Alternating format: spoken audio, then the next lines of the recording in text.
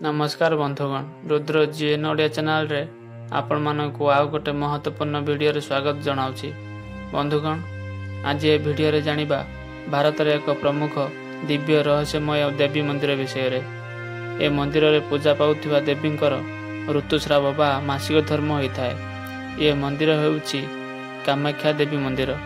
ए मंदिर आसाम राज्य रे गुवाहाटी रे अवस्थित। ए मंदिर को 51 शक्तिपीठरू एक श्रेष्ठ शक्तिपीठ बोली माना जाए। आसंतु जानिबा ए मंदिर चमत्कारिता एवं ए मंदिर किछि रहस्य विषय रे।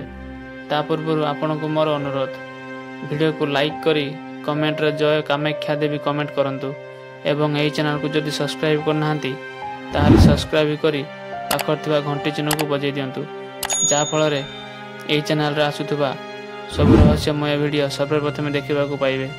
आसंतु वीडियो आरंभ करिबा। बंधुगण, कामाख्या देवी मंदिर प्राचीन काल रही। पुराण कथा अनुसार देवी सती पिता दक्ष प्रजापति यज्ञ में भगवान शिव को अपमान करथिले। देवी सती सही अपमान को सही न पारी आत्मदाह करथिले।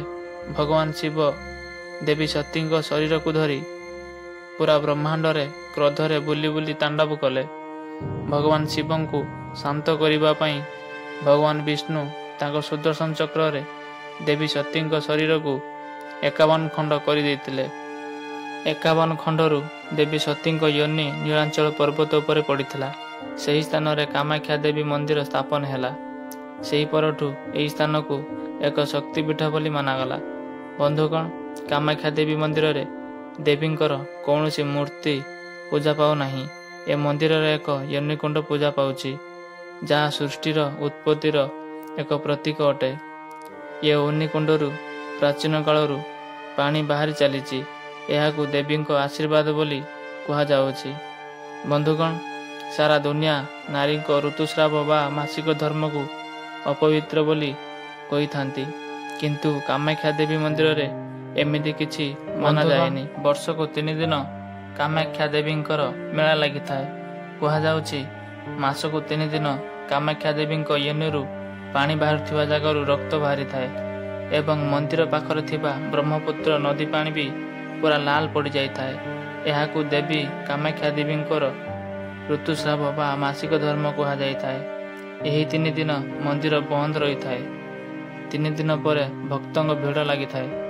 ए मंदिर रे दिया जाउथुवा प्रसाद 51 शक्तिपीठरू पूरा अलगा। ए मंदिर रे प्रसाद रूपे रक्त रे भिजी रही लाल रंगर ओदा कपड़ा दि जाए। कहा जाए जेतेबेले देवी को 3 दिन ऋतुस्राव बा मासिक धर्म होता है, सेतेबेले एक धड़ा रंगर कपड़ा मंदिर भितर बिछाई दि जाए। 3 दिन पर जेतेबेले मंदिर खोला जाए, सेतेबेले से धड़ा रंगर कपड़ा देवी रक्त रे लाल होई ओदा होई रही थाए। एही कपड़ा को भक्तों को प्रसाद रूप में दि जाए एवं यह बहुत शुभ बोली माना जाए थाए। ए मंदिर रे बहुत मात्रा रे तंत्र मंत्र करा जाए। कामाख्या देवी मंदिर चमत्कारी प्रमुख एवं धार्मिक मंदिर अटे। बंधुगण, आपण को मोर अनुरोध, वीडियोटी जदि भल लागिछि वीडियो को गोटे लाइक करी कमेंट रे जय कामाख्या देवी कमेंट करंतु एवं एही चैनल को जदि सब्सक्राइब करनाहांती ताहाले सब्सक्राइब करी पाखर थिबा घंटी चिन्ह को बजाई दियंतु, जा फल रे एही चैनल रे आसुथुबा सब रहस्यमय वीडियो सर्वप्रथम देखिबा को पाइबे।